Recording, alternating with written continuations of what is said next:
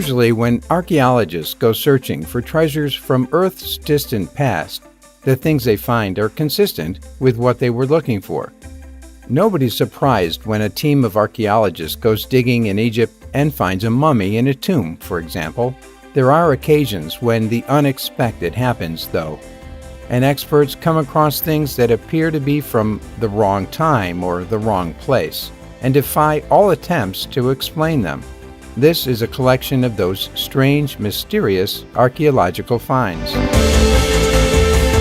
We know a lot less about the ancient Thracian society than we'd like to. They left very few records of their own, and so the bulk of what we know of them comes from the records of the ancient Romans and Greeks. We have a lot of second-hand knowledge, but very little first-hand knowledge. They disappeared somewhere between the 3rd and 7th century, but many modern Bulgarians can trace their ancient roots back to the Thracians. That's why it isn't a surprise that this beautiful golden amphora and set of vials turned up in Bulgaria in 2017. That being said, we're at a loss to explain why the decorations engraved onto these delicate golden objects appear to be covered in African faces. The incredible artifacts are thought to have been made for and used by King Soothis III, who lived around 2400 years ago. He and his people shouldn't have had any knowledge of the African continent back then, and yet the African influence on these pieces is there for everyone to see. How is this possible? Looking at this beautiful sword, can you believe that it comes from the middle of the 16th century? Finding Ottoman blades in and around Turkey isn't necessarily a surprise, but they're almost never in such perfect condition as this one is. The long, curved, single-edged blade is decorated with Arabic inscriptions from the Quran, running in a double row down the edge of the blade. Despite the fact that 500 years have passed since the sword was made, all of them are still clearly legible. Finding verses in praise of Allah is to be expected on a blade that belonged to an Arabic warrior, but this sword is unusual. The inscriptions praise not only Allah, but also his powerful, wise servant, Solomon of Israel. It's almost certain that this was a reference to the famous Ottoman Sultan Suleiman the Magnificent, who ruled from 1520 to 1566. As the blade is so unique, we can't rule out the possibility that this may even have been the Sultan's personal sword. If you came across this brooch on the ground and picked it up, you might not think much of it. Even the first team of experts who assessed it weren't convinced of its value. From a brief visual inspection, they thought it was probably from the Victorian era in Great Britain, which would have made it a little over a century old. Only when they paid a little more attention did they realize that they'd stumbled across something far older and far more value. This is no Victorian brooch. It's a piece of Anglo-Saxon jewelry, and it's at least 1,100 years. It might even be older than that. The brooch is so well preserved that the tiny carvings of animals and plants that decorate its face are still easy to see, and the original clasp that is still attached to its back. If you wanted to, you could pin this to your clothes and wear it today.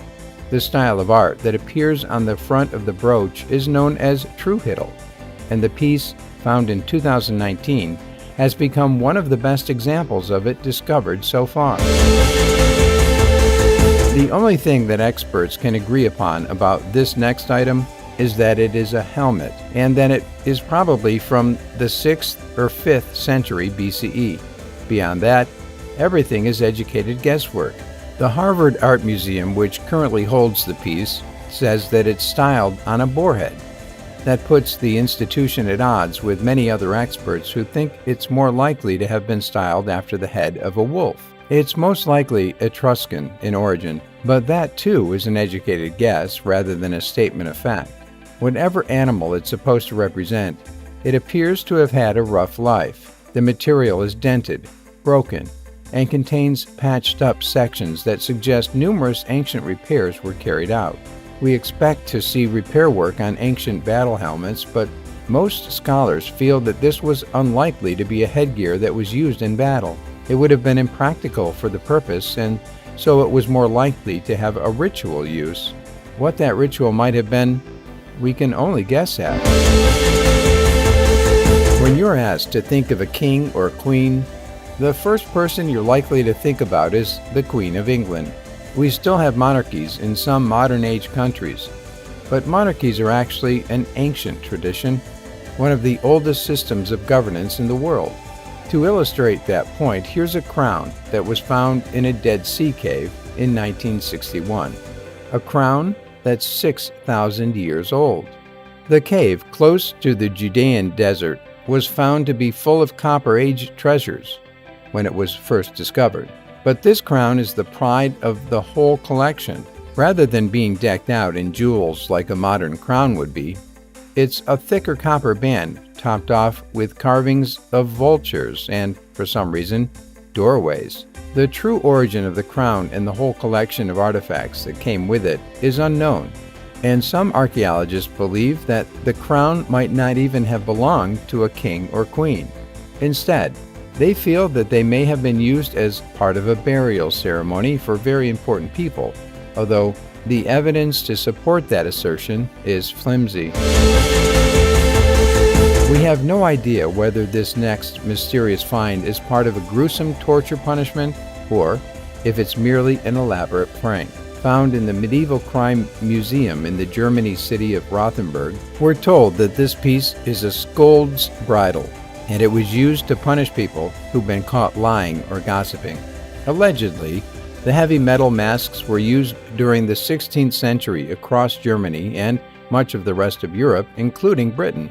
From studying the device, we can see that once it was secured in place, the mouth attachment would push back the wearer's tongue, preventing them from speaking and also causing them a great deal of pain.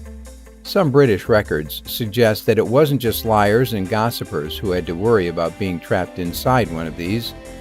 Bad musicians or dishonest tradesmen were also likely to be punished the same way. Some of the British records may have been forged by the Victorians, who were prone to exaggeration and fabrication. But there's no doubt that the devices themselves were real. The oldest known battlefield in Europe is also in Germany, close to the site of the Toilens River.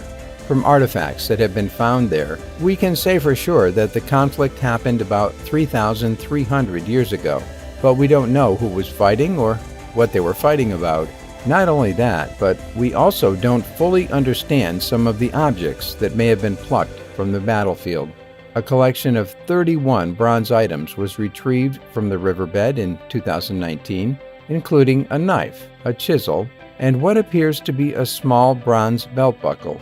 Very close to the collection was a human skeleton, suggesting that this may have been a battlefield burial site for the owner of the goods. The 3 bronze cylinders found with the collection are a particular puzzle. They were probably used to hold personal items in the same way a purse or wallet would today, but items of this style from this era have only been found in the east of France before. That suggests a grander scale to the battle. Instead of being 2 rival Bronze Age German tribes, this might have been a battle between armies from ancient France and ancient Germany.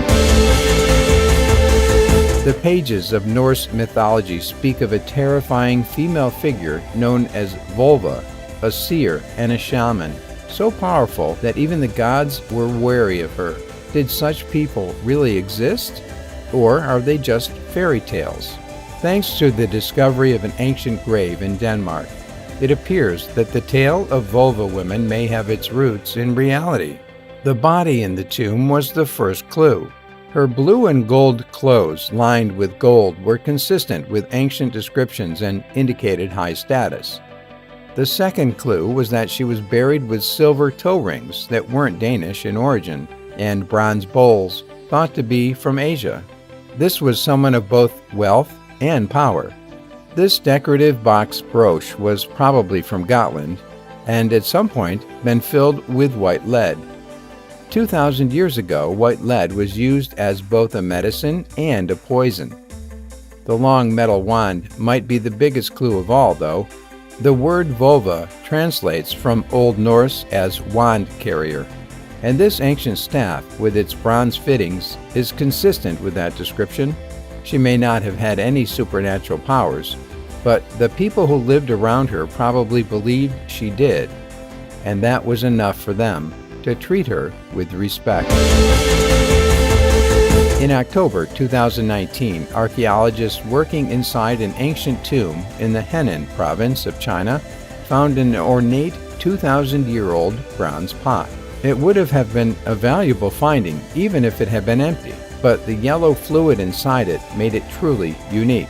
The liquid, made up of potassium nitrate and alunite, is thought to be a fabled elixir of life, described in many ancient Taoist texts, but never seen before until now. Legends say that whoever drinks the elixir will live forever. It didn't appear to have done much good for the ancient unknown aristocrat who was buried with it, though, and that's not surprising.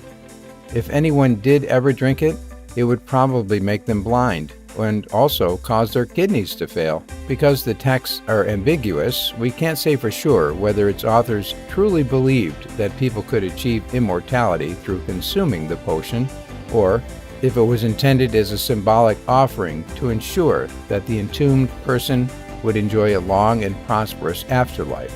We suspect it was the latter, but we're not going to drink it to find out. Some archaeologists go their whole lives without making a significant discovery, so it must irritate them when an archaeology student finds something fantastic right at the beginning of their careers. Nevertheless, it was a student who rediscovered this 5,000-year-old sword, which had been mislabeled in a monastery in Venice, Italy. According to the monastery, it was a 700-year-old medieval weapon, but its actual origins go back much further and are far more mysterious. The student's research, however, proved that the sword was found at the site of Kavak in Turkey and used to belong to Armenian art collector Yervant Khorasanjian. Furthermore, chemical analysis showed it to be made of copper and arsenic alloy, a combination used in the era before humans started bending bronze and tin to make swords instead. The style is similar to swords known to have been made 3,000 to 4,000 years ago, but this one goes back even further. It might even be the oldest sword ever discovered, and it's been misunderstood all this time. The name of the Edwin Smith papyrus is misleading. Edwin Smith obviously isn't an ancient name, but the document was named for the person who discovered it in 1862, not the person who wrote it. This remarkably well-preserved document is actually more like 3,600 years old, and as such is the oldest known guide to medical surgery ever found. It contains descriptions and suggested treatments for almost 50 different fractures and breakages, as well as excision guides for tumors and growths. What makes it astonishing for its time is that the advice given focuses on practical and scientific treatments for medical problems, as opposed to the potions and magic that were commonly used by the doctors of the time. There are a few magic spells on the reverse of the document, but the placement suggests that they were only used as a last resort when all surgical methods had failed to save the patient. Oddly, the document ends mid-sentence, as if the author was suddenly forced to stop writing. We will probably never know who that author was or why they were abruptly pulled away from their valuable work. We don't know much about the Hongchan culture other than the fact that they were Neolithic people who lived in the basin of the Liao River around 6,000 years ago, and they were skilled artists and sculptors. Very few records of their existence have survived to the modern age, but we do have their strange statues to remember them by. The sculptures, mostly made from jade, are well known by alien conspiracy theorists. We understand why. From sight alone, they look exactly like the stereotypical depictions of the aliens you see in many science fiction stories. All of the figurines are roughly humanoid, but none of them seem even remotely human, nor do they resemble the styles of statues made by other cultures in and around China, or anywhere else in the world. Some experts have tried to insist that they represent a mythical dragon-pig hybrid creature.